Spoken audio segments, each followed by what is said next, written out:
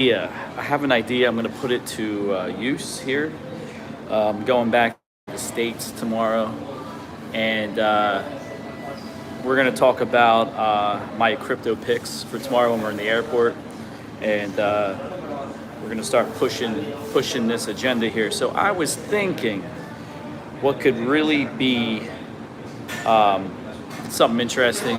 I think we talked about this in this channel, or you probably already kind of heard about it, but I'm going to do like a leverage trade.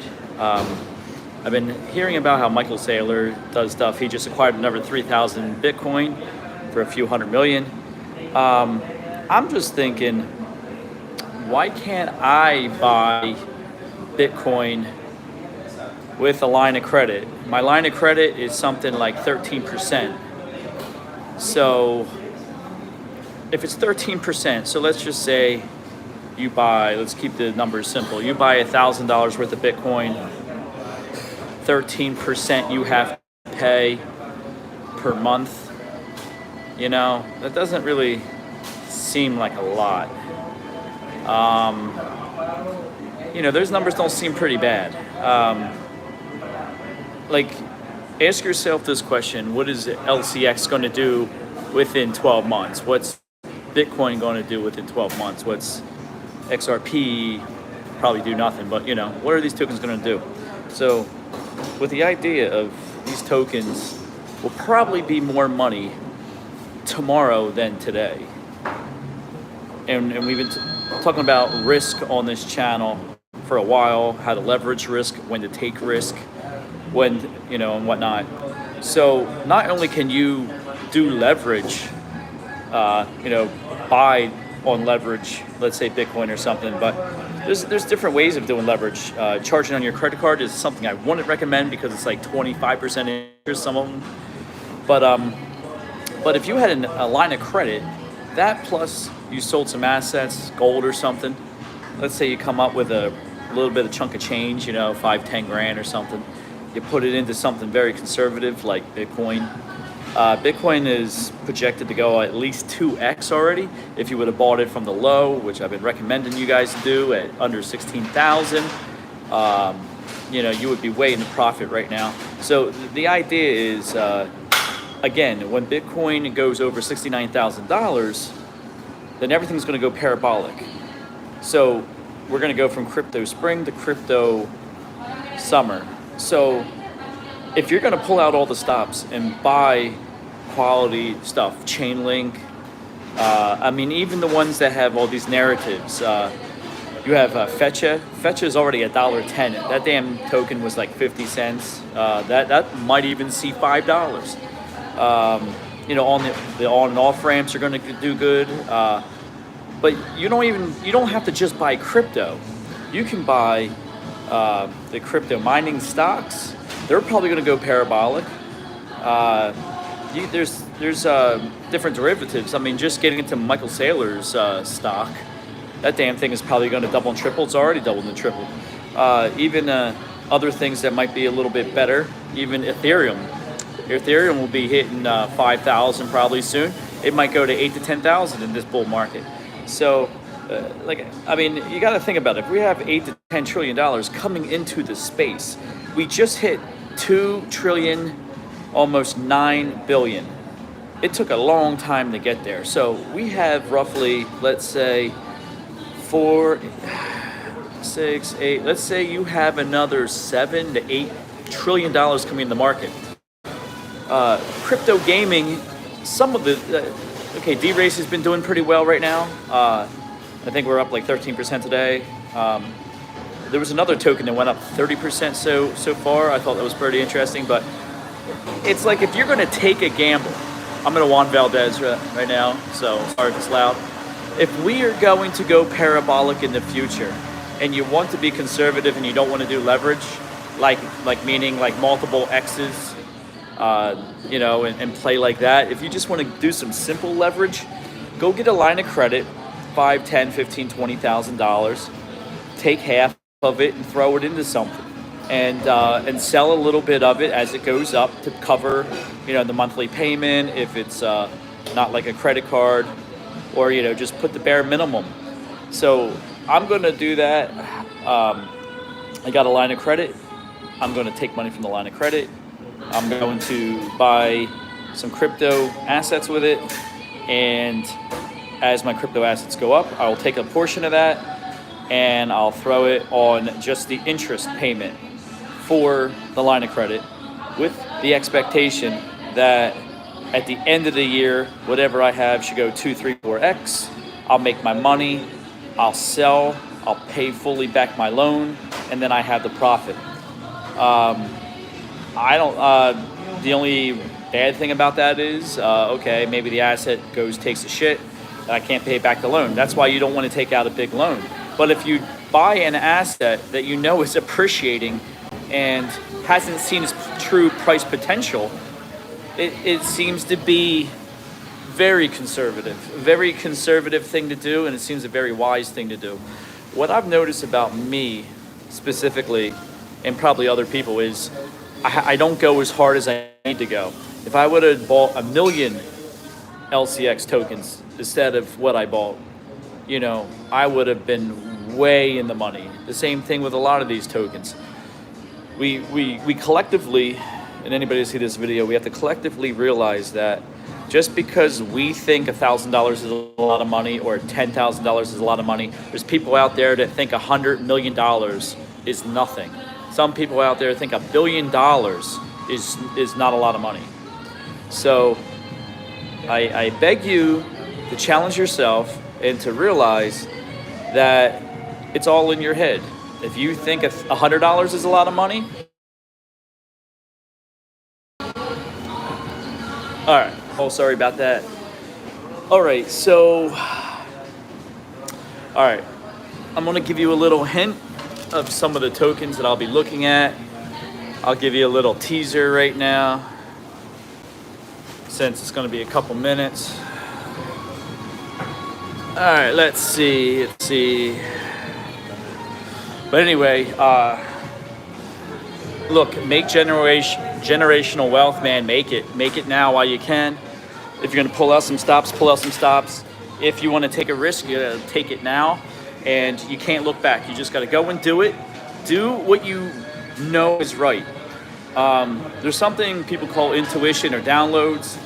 I get them all the time, and what a download to me feels like is like when you study for a test, and you study and you study and you study, and then you come and take the test, and you go to let's say you don't know the answer to the question, but you just feel this is the right one versus that one. Well, that is your body and brain and soul and everything that already studied to know the information. You just can't quickly recall it.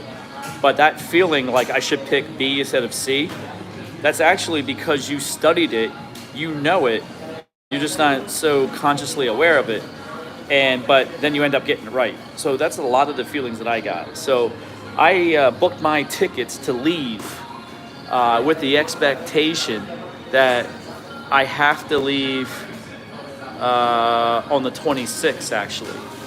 And I have between 1 and 3 days to get my ass to the United States to do my last purchasing of my crypto, or cry forever, right? So I've been doing really hard, been buying a lot of crypto, but I have to make some final last pushes to make this happen. And it was funny, I said I can only go for 10 days. This is back on the 13th. The 26th is today, and already things are taking the hell off. And I said to myself that I can forsake this day. I have to be home tomorrow. I'll be home tomorrow night. That I have between tomorrow and the next day to buy whatever crypto I'm going to buy, or forever cry.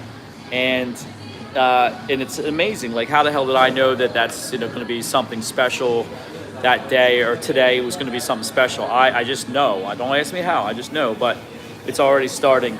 10,000 Bitcoin are getting bought up per day. That's what I put on my Twitter. It's what, the one video I saw. The calculation is 10,000 Bitcoin a day. Michael Saylor just bought 3,000. So it's at least 10,000 Bitcoin per day, if not more, is getting bought. So this $500,000 Bitcoin can definitely happen, can happen fast. and don't sleep on it. So this place is going to close soon, but I just got a little bit of time left. So let's talk about some of these tokens I'm going to be looking at and probably buying. Trying to find out where it is in my little notebook. I got this big ass notebook. So, all right, let's see. All right, so some of the tokens, some of the conservative tokens that we'll be talking about more and more on this channel. Okay, AVAX was a beautiful buy at $8. Now I think it's like 35. I think it has a potential of going to $300. So let's just say at least a good clean 3x. I'm thinking 6x. Beam, I think a good 5 to 10x. Chainlink is going to be a long term. I think Chainlink can probably go 7 to 10x between now and 2030. In the short period of time, at least a few multiple x. I know Alex Becker loves Super and loves Immutable. He's calling for 10x. I think things are going to explode so crazily. I think 15x, probably higher than his expectations. You have a lot of the IA tokens. He likes OXOAI and PALL. He likes them. I know Fetch is a part of that AI stuff. I know Rose is doing stuff with AI. Rose token Oasis might even go to $1. It won't even. I mean, at least 50 cents. Other ways to invest in gaming, you got NFTs, then you got the coins, and then you got the land. Keep that in mind. So Alex Becker is calling for $100 to $200 billion market cap for the gaming crypto. Right now it's around 20 billion. So that could be a clean 10x in money coming into just crypto gaming. And crypto gaming it's not going to all be in every token. Some tokens are going to get super overloaded. Let's just say if you have 10x the amount of money coming into gaming, crypto gaming, you might see all that money going into probably the top 20 tokens and then the other ones. So you're talking some tokens go to 30, 40, 50x. So I have a list of a bunch of other ones. We'll have to talk about them later. He likes Falcon Forge, Illuvium, Seedify, all that other stuff. Heroes of Bavaria. I don't know. I can't say that. I know a lot of people have been preaching that token for a while. It just seems like the narrative is, if you're going to take a risk, look, no risk, no reward. But like taking a risk when the market is already developed and about to roll over, that's what a lot of people did in 2001 going into 2002 or 2000. Hold on one second, I gotta zipper up my bag. So in 2001 to 2021 to 2022, like that transition there in November when the height of the market was there, a lot of people, smart money was dumping when the last of the retail just jumped in. So you don't want to be that person. So if you're going to take a risk with your money, you want to take the risk now. While retail's not even in crypto, Wall Street is just warming up to crypto and allocating more resources and more money. It's only the rich among us right now and people who are paying attention that are jumping into crypto right now. Wait until the average person starts. I give it 6 months before the average person starts throwing money into it, and then you'll have a clean break into crypto summer. I give it 6 months. But the easy pickings to buy right now, that's the easy pickings is right now.